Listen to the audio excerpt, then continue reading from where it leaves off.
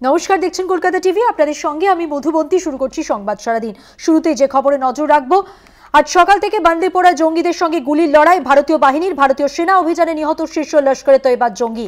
নিহত জঙ্গি আলতাফ লালি কাশ্মীরে লস্করের শীর্ষ নেতাও, অন্যতম কমান্ডারও ছিল সে। লস্করে তৈবাতে রিক্রুটারের দায়িত্ব পালন করত লালি। পহেলগাঁও হামলায় লালির যোগ আছে কিনা খতিয়ে দেখছে সেনা ও গোয়েন্দারা। ভারতীয় সেনা অভিযানে নিহত এই শীর্ষ লস্করে তৈবার জঙ্গি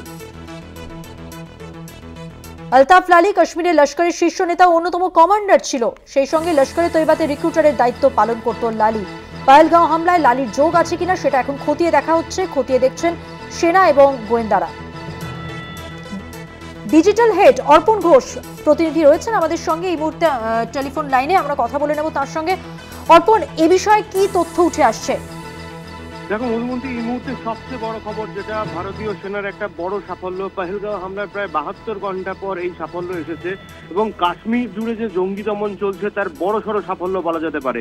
বান্দিপোরায় যে গতকাল রাত থেকে সেনা অভিযান চলছিল, আজ সকালে জানা গিয়েছে যে শীর্ষ লস্কর জঙ্গি তাকে খতম করেছে, তাকে নিকেশ করেছে ভারতীয় সেনা। আলতাফ আলী ছিল শীর্ষ লস্কর জঙ্গি।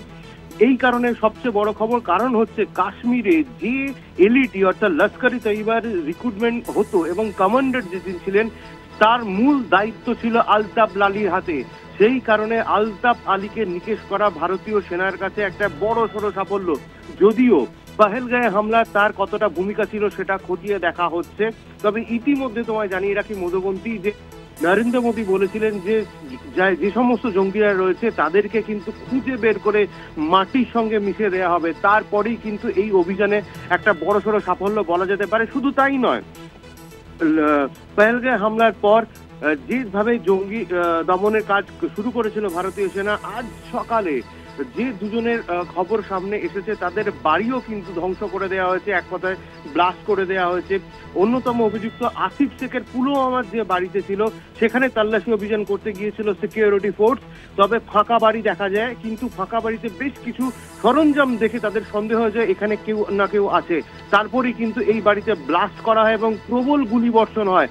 তাতে জানা গিয়েছে যে এই দুটি জিনিস পুরো ব্লাস্ট হয়ে যাওয়ার পর আরো দুই জঙ্গি ওখান থেকে পালিয়ে গিয়েছে, তাদেরকে যত দ্রুত সম্ভব ধরার চেষ্টা করছে। তবে এই মুহূর্তে সবচেয়ে বড় খবর যে লস্করি তৈবার অন্যতম কমান্ডার আলতাফ আলী নিকেশ হয়েছে। মধুবন্তী, ধন্যবাদ। কথা বললাম আমাদের ডিজিটাল হেড অর্পণ ঘোষের সঙ্গে। আপনাদের জানিয়ে রাখবো, পহেলগাঁও হামলার 72 ঘন্টাও পেরোয়নি, কাশ্মীর জুড়ে জঙ্গি দমন অভিযানে বড় সড়ো সাফল্য পেল ভারতীয় সেনা।